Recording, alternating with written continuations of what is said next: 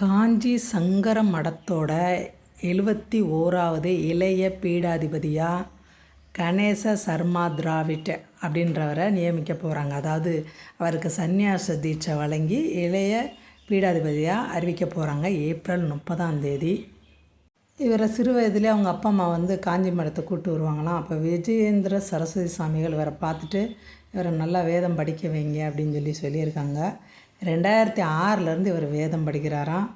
ஒரு ஆசிரியர் வீட்டில் 12 வருஷம் தங்கி அவருக்கு எல்லா பணிவிடைகள் செய்து வேதம் படிச்சிருக்காரு. யஜுர் சாம அதர்வனம் தாண்டி வேறு என்னென்னலாம் இருக்கும் இந்து மதம் சார்ந்த விஷயங்கள் எல்லாத்தையுமே கரைச்சி குடிச்சிருக்காரு அப்படின்றாங்க. அதோடு அவ்வப்போது பெரியவா தரிசனத்தையும் வாங்கிட்டு போயிருக்காரு. அதையும் டீட்டெயிலாக இந்த மாதம் வந்தார், இந்த வருஷம் வந்தார் அப்படின்னு கொடுத்துருக்காங்க.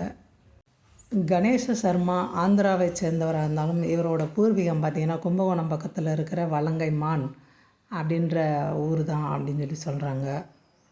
எல்கேஜியிலேருந்து 5ஆம் கிளாஸ் வரைக்கும் நார்மலாக இங்கிலீஷ் மீடியத்தில் படிச்சிருக்காரு. அதுக்கப்புறம் 10வது எங்கேயோ எழுதியிருக்காருன்றாங்க. 6லேருந்து 10 எழுதினாரா இல்லை 5 முடிச்சுட்டு அப்படியே டேரெக்டாக 10 எழுதினாரான்னு நமக்கு தெரியலை. எல்லாமே அது என்ன தொலைதூர கல்வியா என்னன்னு சரியான விவரம் கொடுக்கல.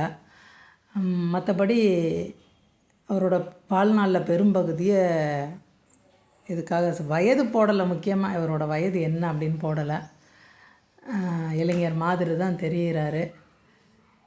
அடுத்த பீடாதிபதியாக இவர் தான் வரப்போகிறார். காஞ்சிபுரம் சங்கர மடத்தோட தலைவராக இவர் தான் வரப்போகிறாரு.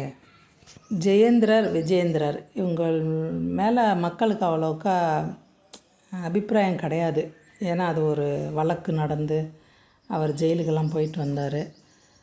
நான் கூட பார்த்தேன், காஞ்சிபுரம் கோயிலுக்கு நாங்கள் காமாட்சி அம்மன் கோயிலுக்கு போயிருந்தோம்ல, உள்ள அவங்களோட கட் அவுட்லாம் இருக்குது. அங்கே அவங்கள பொருட்படுத்தலை மக்கள். இப்போ ஒருத்தவங்க குரு இந்த மாதிரி பெரிய மக்கள்னால் அவங்கள அப்படியே தொட்டு கும்பிட்றதோ பவ்யமாக எதுவுமே இல்லை. சும்மா ஏதோ கட் அவுட்டு பக்கத்தில் நின்று ஃபோட்டோ எடுக்கிற மாதிரி தான் எல்லோரும் எடுக்கிற மாதிரி இருந்தது.